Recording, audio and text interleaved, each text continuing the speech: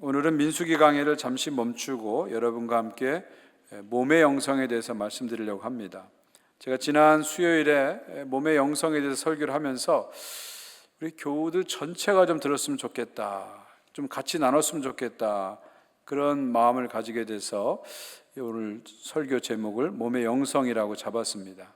지난 수요일에 이어서 좀 더 심화된 내용을 여러분과 나눌 것입니다. 특별히 오늘은 주일날은 그 몸의 영성을 우리의 실생활에 어떻게 적용할 것인가, 여기에 초점을 두고 말씀을 나누려고 합니다. 이 몸의 영성이란 말 여러분 어떻습니까? 익숙하십니까? 좀 낯설죠? 선교의 영성, 예배 영성, 기도의 영성, 그러면 우리가 익숙한데 몸의 영성 하면 좀 낯선 주제입니다. 아마 한국교회에서는 많이 설교하지 않은 그런 주제라고 볼 수 있습니다. 그런데 여러분, 성경을 보게 되면 성경은 의외로 몸에 대해서 아주 많이 다루고 있습니다.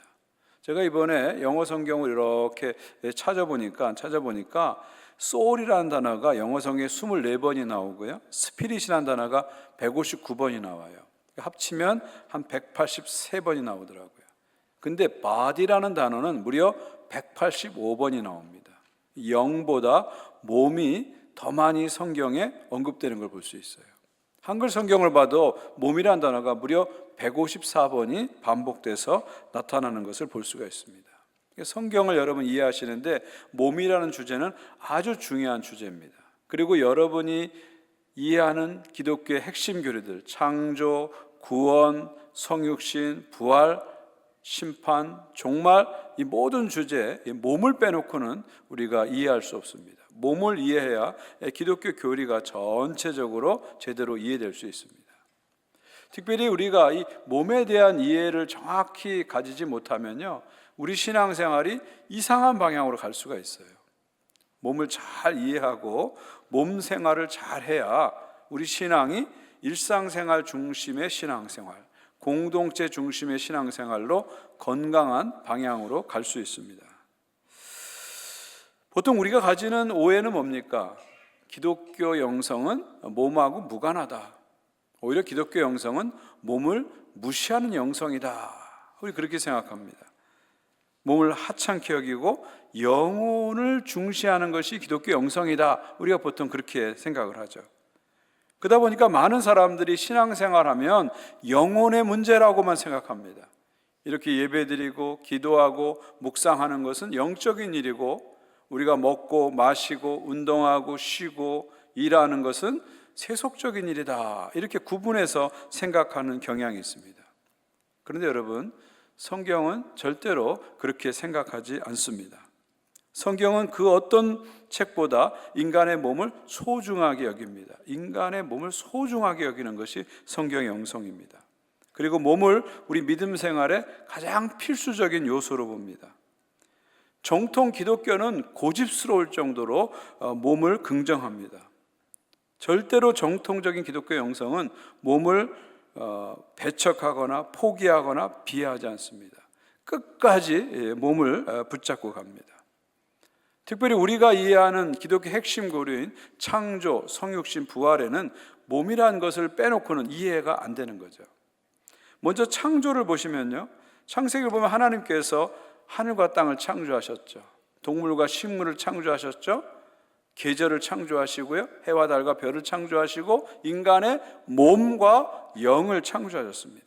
그렇게 다 만드신 다음에 하나님이 선포하시죠. 보시기에 좋았더라, 탄성을 올리십니다. 이건 무슨 얘기죠? 하나님께서 몸과 물질과 모든 세계를 선하다고 긍정해 주신 것이죠. 여러분, 인간은 창조주 하나님으로부터 몸과 영으로 창조되었습니다. 인간은 몸과 영의 합일체다, 하나다, 이렇게 보시면 되죠. 인간은 몸을 가진 영혼이라고 볼 수 있고요, 영을 가진 몸이라고 볼 수 있습니다.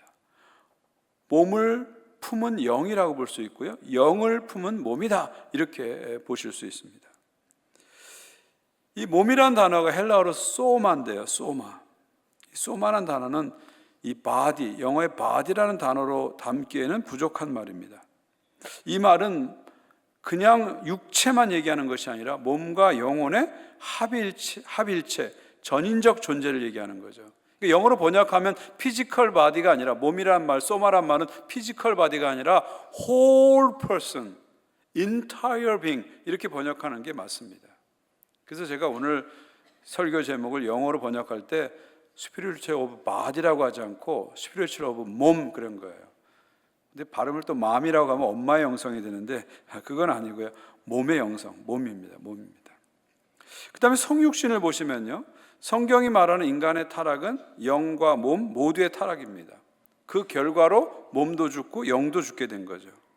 또한 성경이 말하는 구원은 영혼뿐만 아니라 몸까지 새로워지는 전인의 구원, 전인적 구원이 성경의 구원입니다. 그래서 하나님의 아들이신 예수께서는 인간을 구원하시기 위해서 인간의 몸을 입으시고 이 땅에 오신 것이죠. 거룩하신 하나님께서 인간의 몸을 입으셨다, 인간의 몸으로 오셨다, 이거보다 인간의 몸에 대한 가장 강력한 긍정의 메시지는 없는 것이죠. 인간의 몸으로 오셔서 십자가에서 당신의 몸을 찢기시고 물과 피를 쏟아주시고 우리의 죄를 사해주시고 다시 몸으로 부활하셨습니다. 세 번째, 부활입니다. 완전한 하나님이시며 완전한 인간이신 예수 그리스도께서는 십자가에서 그 몸으로 고난을 받으시고 3일 만에 무덤에서 몸으로 부활하셨습니다. 그래서 제자들에게 상처난 몸을 보여주셨잖아요. 이 옆구리를 봐라, 옆구리를 만져봐라, 상처난 몸을 보여주셨잖아요. 그리고 제자들에게 생선을 가져오라 하면서 드셨죠. 그러면서 당신의 부활이 영혼의 부활만이 아니라 육체의 부활, 몸의 부활이라는 것을 주님께서는 우리에게 친히 보여주셨습니다. 그런데 성경은요, 예수님의 부활은 예수님에게서 끝나지 않는다고 얘기합니다. 그래서 사도 바울은 예수님의 부활을 부활의 첫 열매다 이렇게 말하죠. 여러분, 첫 열매는 뭐예요? 나머지 열매를 보증하는 대표 열매죠. 첫 열매가 몇 채야? 두 번째, 세 번째, 네 번째, 다섯 번째, 여섯 번째, 일곱 번째 열매가 계속해서 맺히는 거죠. 예수께서 부활의 첫 열매로 영광스러운 몸으로 부활하셨기 때문에 예수 그리스도를 믿는 우리들도 그 첫 열매를 따라서 영광스러운 몸으로, 예수께서 이 땅에 다시 오셨을 때 영광스러운 몸으로 부활하게 되는 것이죠. 고린도서 15장 42절부터 44절입니다. 죽은 자의 부활도 그와 같으니 썩을 것으로 심고 썩지 않을 것으로 다시 살아나며, 욕된 것으로 심고 영광스러운 것으로 다시 살아나며, 약한 것으로 심고 강한 것으로 다시 살아나며, 육의 몸으로 심고 신령한 몸으로 다시 살아나느니, 육의 몸이 있은즉 또 영의 몸, spiritual body, 영의 몸도 있느니라. 그러니까 부활한 이후에 신자의 몸은 예수 그리스도처럼 현재의 몸과 부활한 이후의 몸에 연속성과 비연속성이 있다는 거예요. 지금 현재 갖고 있는 이 몸이 부활 이후의 몸과 연속되는 부분도 있고요, 지금 현재 갖고 있는 몸이 완전히 달라지는 비연속성이 같이 있다는 거죠. 마치 예수님께서 한편으로는 상처를 그대로 가지시고 생선을 먹는 걸 보면은 연속성이 있잖아요. 과거 십자가의 몸과 부활의 몸이 연속성이 있죠. 그러나 공간을 통과하시고 공간을 초월해서 나타나는 모습을 보면 또 비연속성이 있는 겁니다. 신자의 몸도 부활 이후에 연속성과 비연속성을 가지게 됩니다. 무슨 얘기냐면 현재 몸과 부활의 몸이 무관한 게 아니라, 오늘 사도 바울의 말씀 무슨 얘기예요? 현재 몸이 씨앗처럼 심겨져서 썩지 않을 몸으로, 영광스러운 몸으로, 강한 몸으로 변화된다는 거죠. 그것을 바울은 영의 몸, 스피리추얼 바디라고 한 겁니다. 영의 몸, 스피리추얼 바디는 뭐예요? 온전한 몸이 된다는 거, 온전한 몸이 된다는 거죠. 그래서 몸이 영의 완전한 지배를 받는 거예요. 영이 몸을 완전히 다스리는 겁니다. 동시에 몸은 하나님의 영에 완전히 순종하면서 영과 몸이 완전한 조화를 이루면서, 지금은 영과 몸이 완전한 조화를 이루지 않잖아요. 마음은 원이로 돼 육신이 안 따라오잖아요. 생각은 이렇게 고상하게 하는데 실제 삶은 엉망으로 살아가잖아요.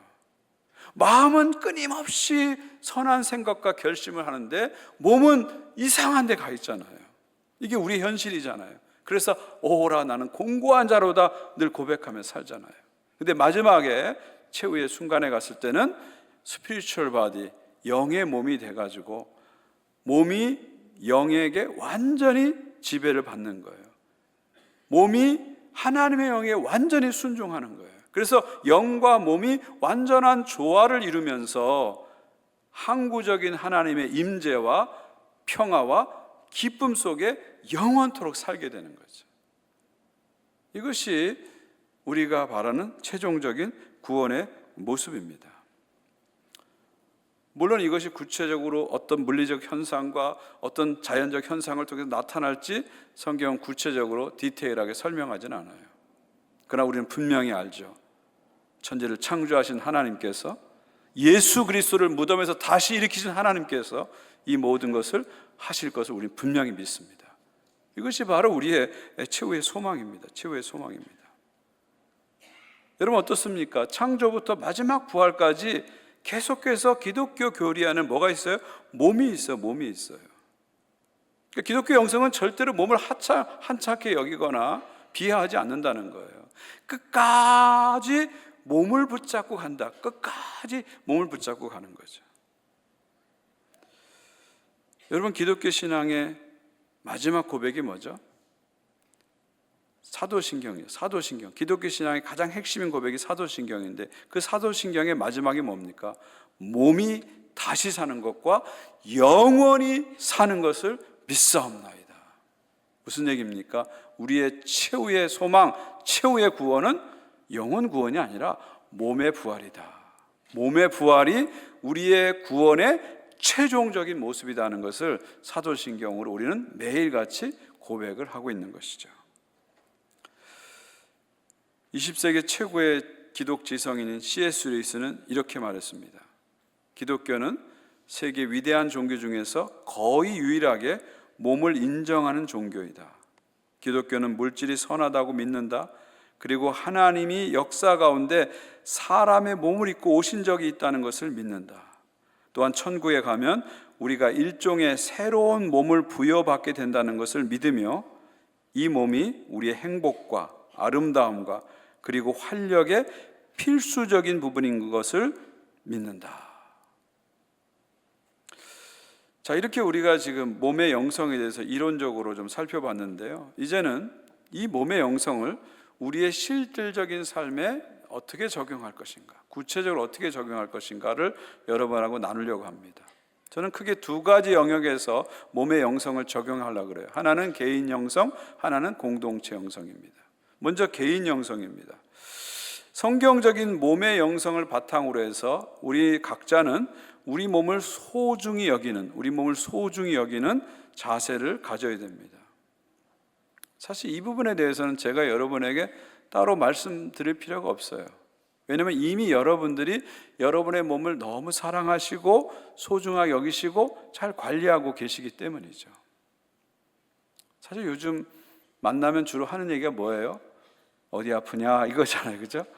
그럼 여기 아프다 얘기하고요. 좀 있으면 무슨 얘기예요?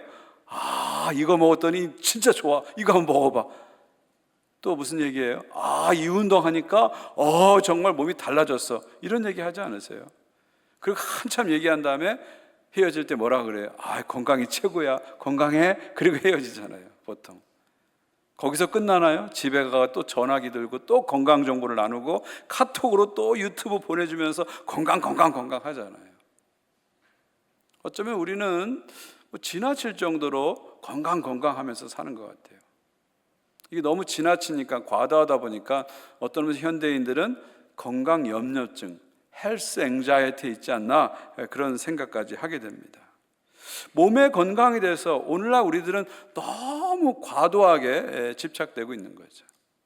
한번 여러분이 보시는 유튜브를 쭉 보시면 아마 그 중에 가장 많은 것이 건강에 관한 것이 아닐까, 그런 생각도 해봅니다. 이런 현상은 오래전에 철학자 니체가 이미 예언한 것입니다. 니체는 이렇게 말했습니다. 신이 죽은 시대에는 인간이 건강을 여신으로 숭배하게 될 것이다. 무슨 얘기예요? 하나님이 사라지니까, 하나님을 인정하지 않으니까, 하나님을 경배하지 않으니까 몸을 우상처럼 숭배하게 된다는 거예요. 건강을 신처럼 숭배하는 그런 세상이 올 거라는 것을 니체가 이미 예고한 것입니다. 바로 그것이 오늘날 우리의 삶의 현실이라고 볼 수가 있죠. 요즘 현대인들은 너무 몸 하는지도 모릅니다. 이러한 세상의 영성과 성경이 말하는 몸의 영성은 다릅니다. 성경이 말하는 몸의 영성은 몸이 하나님의 선물이기 때문에 몸을 귀하게 여기지만 몸을 섬기거나 신격화하지는 않습니다. 한마디로 성경의 영성은 몸은 하나님이 주신 선물이지만 동시에 하나님께 드릴 제물이다, 이렇게 고백하는 거예요. 한번 같이 따라해 주시겠어요? 몸은 하나님의 선물이지만 하나님께 드릴 제물이다, 이거예요. 선물이지만 제물이다. 이게 성경이 말하는 균형 잡힌 몸의 영성입니다. 우리 몸은 선물인 동시에 제물이다. 사실 이것은 우리가 갖고 있는 모든 것에 다 적용됩니다. 여러분, 돈은 선물인 동시에 제물입니다. 성경은 돈을 무시하지 않습니다. 돈은 추한 거, 악한 거 그렇게 말하지 않아요. 돈이 없으면 우리가 살 수 없잖아요. 돈이 없으면 선교도 못하고 교회도 돌아가지 않잖아요. 돈은 하나님의 선물입니다. 우리는 돈을 귀중하게 여겨야 돼요. 근데 동시에 돈은 선물이지만 동시에 제물입니다. 결국 하나님께 바쳐야 할 제물이죠. 가정도 마찬가지입니다. 여러분, 자녀도 마찬가지 아닙니까? 자녀는 하나님 우리에게 주신 아주 소중한 선물입니다. 근데 그 선물을 우리가 끌어안고 우리를 위해서 쓰라고 주신 선물이 아니라 그 자녀를 하나님의 나라를 위해서, 하나님의 미래를 향해서 파송하라고 주신 거죠. 하나님께 드리라고 주신 거죠. 그러니까 자녀도 선물인 동시에 제물이다, 이렇게 볼 수 있죠. 그러니까 성경의 몸의 영성은 몸은 선물인 동시에 제물이다. 이게 선물이기 때문에 내 몸을 함부로 생각하지 말고, 함부로 다루지 말고 소중하게 다루고 잘 관리하고 잘 가꾸고 잘 훈련시켜야 됩니다. 동시에 제물이기 때문에 기꺼이 나의 몸을 하나님께 드릴 수 있어야 됩니다. 몸을 돌보되 몸에 매이지 않는다. 이게 성경적인 영성이죠. 몸을 사랑하되 몸을 섬기지 않는다. 이게 바로 성경적인 영성입니다. 이게 몸의 영성의 균형 잡힌 태도입니다. 이런 몸의 영성의 핵심을 우리에게 보여주는 것이 로마서 12장 1절인데요. 한번 같이 한 목소리로 12장 1절 같이 한번 읽겠습니다. 시작. 그러므로 형제들아, 내가 하나님의 모든 자비하심으로 너희를 권하노니 너희 몸을 하나님이 기뻐하시는 거룩한 산제물로 드리라. 이는 너희가 드릴 영적 예배니라. 여기 보면 너희 몸을 드리라 그랬어요. 너희 몸을 드리라 그랬어요. 여기 드리다는 단어가 헬라어로 제물을 바치다 할 때 쓰는 동사입니다. 그러니까 너희 몸을 제물로 드리라, 이건 무슨 말이에요? 전적으로 헌신하라, 그런 말이죠. 여기서 몸이란 단어가 아까 말씀드린 소마인데요. 소마인데 이것은 앞에서 말씀드린 대로 단순한 육체를 얘기하는 것이 아니라 영과 육이 결합된 전체를 얘기하는 겁니다. 전인적인 존재를 얘기하는 거예요. 그러니까 몸을 드린다, 이 말은 전체를 드린다, 그런 말입니다. 전체를 드린다, 그런 말이에요. 나의 몸을 하나님께 드리라는 거예요. 전체로 드리라는 겁니다. 그러니까 우리가 왜 몸을 잘 관리해야 됩니까? 이 땅에서 좀 더 오래오래 살려고요? 왜 우리가 몸을 관리해서 건강해야 됩니까? 우리 삶을 엔조이 하려고요? 물론 그것도 있겠죠. 그것도 나쁜다는 건 아닙니다. 그런데 궁극적으로 우리가 우리 몸을 관리하고 우리 몸을 건강하게 만드는 가장 큰 이유는 하나님께 우리 몸을 드리기 위한 거예요. 하나님께 드리기 위한 거죠. 예수님이 그랬잖아요. 마음은 원이로되 육신이 약하도다. 내가 아무리 하나님을 향해서 귀한 마음을 가져도 육신이 약하면 하나님께 헌신할 수 없으니까 나의 몸을 잘 관리해서 하나님께 드리기 위해서 우리 몸을 관리하는 것입니다. 그래서 우리는 몸을 드리기 위해서 몸을 귀하게 여기는 거지, 몸 자체가 우상이 돼서 귀하게 여기는 게 아니라 몸을 드리기 위해서 몸을 귀하게 여기는 거죠. 특별히 사도 바울이 몸을 드리라 강조하는 것은 뭐예요? 우리의 헌신이, 우리의 섬김이 추상화되는 것을 막기 위한 거예요. 자꾸 사람들은 헌신하면 막 영적인 헌신, 마음의 헌신 그렇게 얘기하잖아요. 세상에 제일 받기 싫은 선물이 뭔지 아시죠? 마음의 선물. 예. 하나님도 마음의 선물보다는 네 몸을 드리라고 말씀하시는 거예요. 네 몸을 드려라. 마음의 선물보다 네 몸을 드려라. 이제 그만 립 서비스는 그만해. 입술로 하는 봉사는 그만하고 몸으로 하는 봉사를 나에게 보여줘 말씀하는 거죠. 그래서 바울이 몸을 드려라, 헌신과 봉사의 구체성을 강조하기 위해서 몸을 드려라 우리에게 얘기하고 있는 거죠. 그러면서 뭐라고 얘기합니까? 너희 몸을 거룩한 산제물로 드려라 그랬어요. 산제물. 여러분, 보통 제물이라는 것은 죽여서 드리는 거잖아요. 근데 산제물, living sacrifice, 무슨 얘기예요? 산제물로 드리라는 거예요. 이게 무슨 얘기입니까? 우리의 everyday life, 매일매일의 삶을 하나님께 드리는 것, 살아서 드리는 이 산제물이 진짜 제물이다 말씀하시는 거죠. 그리고 마지막에 뭐라고 말씀하십니까? 이는 너희가 드릴 영적 예배니라. 영적 예배니라. 이 영적 예배란 말은 이성적인 예배다, 합리적인 예배다, 합당한 예배다, 그런 얘기입니다. 우리 몸을 일상의 삶에서 드림으로 하나님께 헌신하는 것이 합당한 예배고 합리적인 예배고 참된 예배다, 그런 말이죠.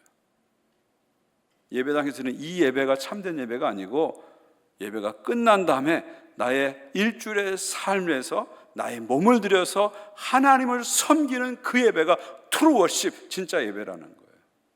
사실 이 예배는 예배가 끝나는 게 아니고요, 예배가 시작되는 거예요. 여러분이 축도를 받으시면 예배가 끝나는 게 아니라 그때부터 그 힘을 가지고 그 말씀을 가지고 한 주간의 예배가 진짜 시작되는 거죠. 그래서 이 자리에서 내가 고백한 그 믿음의 고백을 기억하면서 유혹의 순간에도 그 믿음을 고백을 기억하는 거고요, 고난의 순간에도 그 믿음의 고백을 기억하는 것이고요, 어떤 선택의 순간에도 믿음의 고백을 기억하면서 한 주간을 살아가는 것, 그게 바로 진짜 예배라는 거죠. 이것이 영적인 예배니라. 합리적인 예배다, 합당한 예배다, 참된 예배다 말씀하는 거죠. 우리 몸은 하나님 주신 선물이기에 귀하게 여겨야 하고, 동시에 우리 몸은 하나님께 드릴 제물이기에 날마다 하나님께 몸으로 헌신하는 삶을 살아야 된다. 이것이 바로 바울이 얘기하는 몸의 영성의 핵심입니다. 사랑하는 성도 여러분, 여러분의 몸은 어떤 몸입니까? 내 몸이 아닙니다. 하나님 주신 거룩한 몸이고 소중한 몸이에요. 여러분, 몸을 귀하게 여기세요. 몸을 귀하게 여기세요. 그래서 몸을 잘 가꾸세요.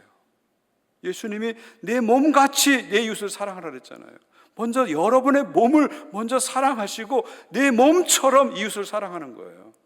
여러분 몸을 늘 귀하게 여기고 잘 가꾸고 잘 사랑하세요. 그리고 잊지 말 것은 몸은 제물이다, 하나님께 드려야 할 것이다, 늘 기억하면서 몸으로 드리는 산제사를 날마다의 삶 속에서 살아가시기 바랍니다. 이런 몸의 영성이 여러분 삶 가운데 이어지기를 주의 이름으로 축원드립니다. 한 가지 더, 이제 공동체 영성입니다. 두 번째는 공동체 영성이라는 영역에서 몸의 영성을 적용해 보겠습니다. 사진 한 장 보여주시겠어요? 이 사진 여러분 아시죠? 이 세코야 나무입니다. 세코야 나무죠. 지상에 있는 나무 중에서 가장 키가 큰 나무입니다. 지상에 있는 나무 중에서 가장 오래 사는 나무예요. 세코야 나무가. 세코야 나무는요, 높이가 어떤 나무는 100m까지 올라가요. 위로 100m까지 올라가요. 또 어떤 나무는, 세코야 나무는 수명이 2000년이 넘습니다. 2000년이 넘어요.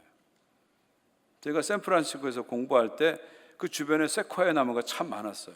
그래서 어떨 때는 미어우드 가서 그걸 본 적도 있고, 또 요세미티 공원에 가서 본 적도 있습니다. 가서 보면요, 그냥 쭉쭉 수십 미터 뻗은 나무를 이렇게 올려다 보면, 야, 정말 장관입니다. 장관이에요. 그리고 어떤 나무는 그 옆에 팻말이 붙어 있어요. 2000년이 넘은 나무라고 팻말이 붙어 있어요. 그때 제가 그 나무를 끌어안고, 너 예수님하고 같이 태어났구나 막 그러면서 막 감격스러워했던, 그래서 그 앞에 사진 찍었던 기억이 납니다. 그런데 여러분, 놀라운 것은 뭐냐면 이 세콰이아 나무가 뿌리가 의외로 아주 얇게 들어간다는 거예요. 그렇게 큰 나무인데 뿌리가 삼각보다 아주 얇게 땅속으로 들어갑니다. 깊어봤자 1, 2m만 땅속으로 들어갑니다. 그렇게 큰 나무가 어떻게 1, 2m만 땅속에 들어갔는데 쓰러지지 않고 2000년을 버틸 수 있었을까요?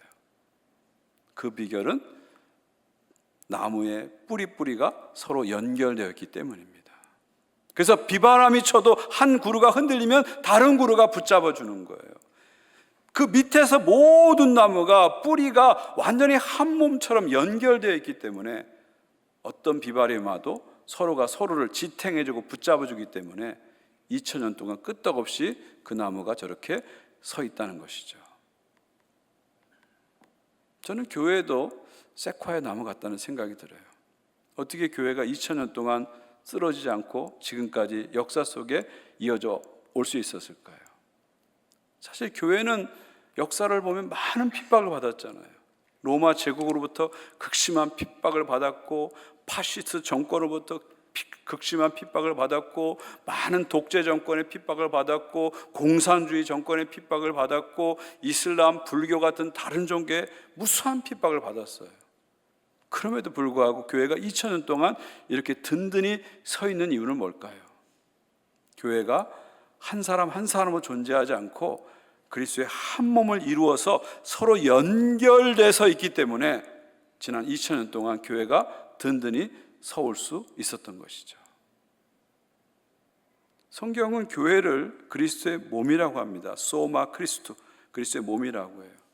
그리고 우리 한 사람 한 사람은 그 몸에 연결되어 있는 지체다, 그렇게 말합니다. 이 말은 그리스도는 누구도 홀로 존재하지 않는다는 겁니다. 우리는 홀로 떨어진 섬이 아니라 하나로 연결된 대륙이다, 그런 뜻이죠.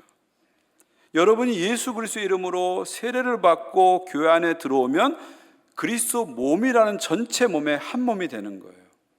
그리고 예수님의 몸을 먹고 피를 마시면서 더 공고하게 하나가 돼서 한 몸을 점점점 이루어 가는 것입니다. 처음부터 그리스도인은 홀로 존재할 수 없습니다. 함께 그리스도의 몸을 이루어서 존재하도록 만들어졌습니다. 이렇게 보면요, 기독교 영성 안에는 개인주의 영성이라는 것은 설 자리가 없는 것이죠. 그런데 어느 순간부터 현대교회 안에 이 개인주의 영성이 점점점 들어오기 시작했어요. 그래서 우리 마음속에 나만 잘 믿으면 돼, 이런 마음이 자꾸 들어오는 거예요. 나만 구원받으면 돼, 이런 마음이 자꾸 들어오는 거예요. 나만 잘 되면 돼, 나만 복받으면 돼, 이런 마음이 자꾸 들어오는 거예요. 사실 이런 개인주의 영성은 어떤 거냐면요, 몸의 영성의 관점에서 보면은 팔이 몸에서 떨어져 나갔는데 그 팔이 혼자서 나는 건강해야 돼 하면서 막 운동하고 하는 거와 똑같은 거예요. 얼마나 괴이한 모습입니까? 이 괴이한 영성입니다. 기독교 영성에서 개인주의 영성은 아주 괴이한 모습이죠. 이런 괴이한 개인주의 영성이 또 어디로 흘러갑니까? 소비주의 영성으로 자꾸 흘러갑니다. 그래서 신앙을 하나의 소비재로 인식하는 거예요. 소비재로. 심지어 예배조차도 내가 소비하는 하나의 품목처럼 생각하는 거예요. 예배 와서 찬양을 소비하고 좋은 설교를 소비하고 그리고 소비자가 돼서 조용히 떠나는 겁니다. 그리고 더 좋은 예배를 찾아서 쇼핑하는 어떤 소비자처럼 현대 크리스찬들이 자꾸 바뀌어가고 있는 거예요. 저는 이것이 오늘날 기독교의 가장 큰 문제라고 생각합니다. 신자들이 몸과 몸이 만나는 그 그리스도의 몸된 공동체, 그리스도의 몸 안으로 들어와서 몸과 몸이 만나는 그런 몸된 공동체, 깊은 사귐과 포옹과 악수가 사라진 공동체가 점점 되는 거죠. 신약 성경이 말하는 성도의 거룩한 입맞춤이 점점 사라지고 극장이 돼버리고 개인주의가 돼버린 그런 영성으로 흘러가는 것입니다. 우리는 이런 개인주의 영성을 뛰어넘어야 됩니다. 소비주의 영성을 떨쳐버려야 됩니다. 그리스도의 몸, 더 큰 몸에 연결돼야 돼요. 그래서 공동체로서 믿음의 삶을 살아야 됩니다. 몸과 몸이 만나는 이 코이노니아를 회복해야 됩니다. 그리고 그리스도의 몸 안에서 우리의 몸을 들여서 함께 하나님 나라를 위해서 헌신하고 봉사하는 삶을 살아야 됩니다. 특별히 코로나를 겪으면서 많은 크리스찬들이 눈과 귀는 많이 커졌는데 손과 발은 점점 작아지고 있어요. 코로나 기간에 우리가 집에서 유튜브를 많이 보잖아요. 그러다 보니까 좋은 설교도 많이 듣고 좋은 강연도 많이 듣다 보니까 눈은 많이 높아지고 귀는 많이 높아졌는데 상대적으로 손과 발은 점점점 약해지고 있어요. 그래서 몸을 움직여서 교회 나오고 발을 움직여서 봉사 현장으로 가고 발을 움직여서 선교 현장으로 달려가는 것은 점점점 피하고 싫어합니다. 그리고 손을 써서 섬기고 봉사하는 일은 점점점 멀어지기 시작합니다. 어떤 의미에서 지금 한국교회가 신영지주의 시대가 온 것 같아요. 신영지주의 시대. 구원의 거룩한 지식만을 추구하고 몸과 몸이 만나는 교제나 몸과 몸으로 드리는 헌신은 사라진 이 신영지주의 시대가 온 것 같습니다. 이제 우리는 과감하게 이런 신영지주의 시대를 청산해야 됩니다. 건강한 성경적인 몸의 영성을 회복해야 됩니다. 여러분 각자가 여러분의 몸을 귀하게 여기면서 하나님의 선물로 받고 그 몸을 잘 관리하고 훈련시켜야 됩니다. 동시에 내 몸이 하나님의 제물인 것, 내 몸을 드려야 되는 것을 항상 기억하면서 여러분의 몸을 들여서 구체적으로 헌신하는 삶, 손을 움직이고 발을 움직여서 헌신하는 삶을 향해서 나가야 됩니다. 그리고 나는 그리스도 더 큰 몸, 그리스도의 몸에 연결되어 있다는 것을 항상 기억하면서 그리스도 몸 안에서, 공동체 안에서 신앙생활을 해야 됩니다. 그리고 그 공동체 안에서 하나님 나라를 같이 세워가는 거예요. 그리고 마지막 날 예수께서 이 땅에 다시 오셨을 때 영광스러운 몸으로 부활할 것을 고대하면서 우리의 몸을 사용하고 우리의 몸을 가꾸고 우리는 나가는 것이죠. 이것이 바로 건강한 몸의 영성입니다. 저는 이런 몸의 영성이 여러분 안에 이해되고 받아들여지고 그리고 사라지는 역사가 있기를 주님의 이름으로 축원드립니다. 오늘 우리가 함께 부를 설교 찬양은 내게 있는 모든 것을입니다. 찬송가 50장의 찬양인데요. 사실 이 찬양은 한국교회에서 헌금송으로 많이 불려지는 찬양입니다. 근데 제가 이번에 이 곡을 영어 원문으로 이렇게 보면서 이거는 헌금송 정도가 아니구나. 이것은 그 헌금송을 뛰어넘는 그런 아주 깊은 영성을 가진 찬양이라는 것을 발견하게 되었습니다. 제가 한번 영문 가사를 읽어드리고 같이 여러분하고 나눈 다음에 찬양을 하려고 합니다. All to Jesus I surrender. 나는 나의 모든 것을 주님께 항복하며 드립니다. All to Him I freely give. 나의 모든 것을 주님께 기꺼이 바칩니다. I will ever love and trust Him. 나는 항상 주님을 사랑하며 신뢰할 것입니다. In His presence, 그의 임재 아래 daily live. 나는 매일매일을 살아갈 것입니다. All to Jesus I surrender. 나는 나의 모든 것을 주님께 항복하여 드립니다. Humbly at His feet I bow. 겸손하게 그의 발 앞에 엎드립니다. Worldly pleasures all forsaken. 세상의 즐거움을 모두 버립니다. Take me Jesus, take me now. 주님 나를 이끌어 주세요. 지금 나를 이끌어 주세요. All to Jesus I surrender. 나는 나의 모든 것을 주님께 항복하며 드립니다. Make me Savior, wholly yours. 구세주여 나의 전부를 당신의 것으로 만들어 주세요. Let me feel the Holy Spirit. 나로 하여금 성령을 느끼게 하시고 Truly know that you are mine. 당신이 나라는 것을 진실로 알게 해주세요. All to Jesus I surrender. 여기 all이란 말은요, 그러니까 영혼을 얘기하는 것만 아니죠. 영과 육과 전체 몸을 얘기하는 것이고 나의 삶 전체를 얘기하는 것이죠. 날마다 삶에서 매일매일의 삶에서 나의 전체를 하나님께 드리는 삶을 살겠습니다. 내 시간을 드리고 내 물질을 드리고 내 에너지를 드리고 내 관심을 드리고 내 열정을 드리면서 살겠습니다. 내 몸을 소중하게 여기지만 동시에 주님께 드리는 삶을 살겠습니다. 그런 몸의 영성을 고백하는 찬양이라고 느꼈습니다. 함께 오늘 말씀 기억하면서 이 찬양으로 함께 고백하며 나갔으면 좋겠습니다.